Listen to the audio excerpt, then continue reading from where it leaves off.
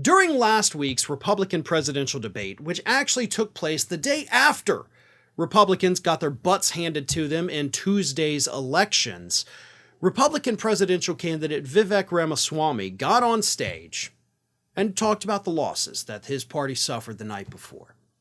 And he placed the blame squarely on Republican chairwoman Rona Romney McDaniel. Here's what Vivek had to say. Let's speak the truth. I mean, since Rona McDaniel took over as chairwoman of the RNC in 2017, we've lost in 2018, 2020, and 2022. No red wave, that never came. We got Trounce last night in 2023, and I think that we have to have accountability in our party. For that matter, Rona, if you want to come on stage tonight, you want to look the GOP voters in the eye and tell them you resign, I will turn over, yield my time to you. Okay, so you're actually making a good point before you decided to be a dick about it.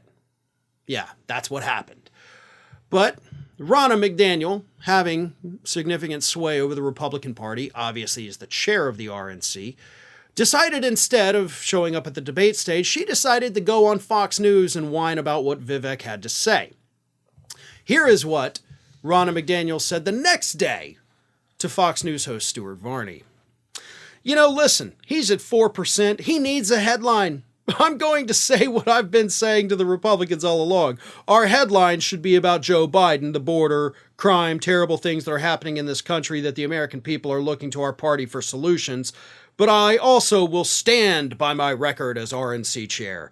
I know Vivek's kind of newer to the party. He voted for Obama, so he may not know that. Wow. Sniping from over here, sniping over there. You know, you got contention in the halls of Congress with Republicans at each other's throats. Kind of seems like your whole giant party is in total disarray. And it all goes to the top.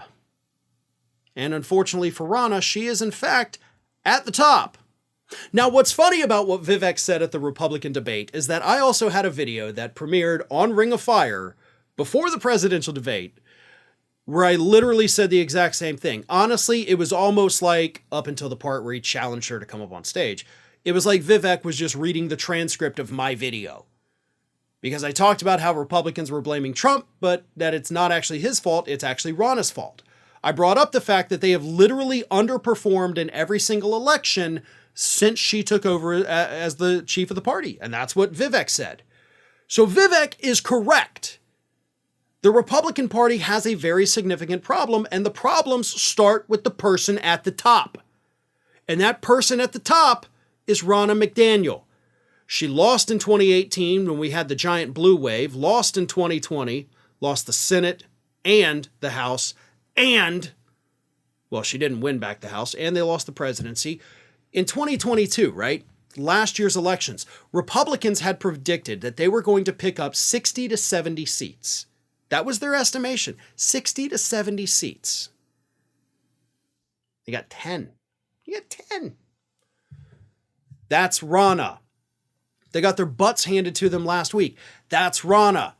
She is not good at this. She is very bad at her job. So why do the Republicans, they put her back in power earlier this year. Granted, their other choice was, of course, Mike Lindell, so I get it, right? Lesser of two evils type stuff, but man, y'all are bad at this. I hope you keep Ronna as the chair of your party until she, is just no longer on this planet. I would love to see her in that position for the next 30 years because she has been poison to your party, much like Trump has. They're both just so awful and so friggin' bad at it that it's almost hilarious. It would be hilarious if it weren't for the rights being stripped away from American citizens by the few Republicans that have one. If not for that, I would be laughing. But these people are in fact dangerous. But luckily, as I said, they're not good at it. So they haven't been as dangerous as they'd like to be because they just suck at running campaigns. Hey everyone, this is Aspen. And did you know that for the low cost of $0 per day, you can subscribe to the Fair and Balanced YouTube channel.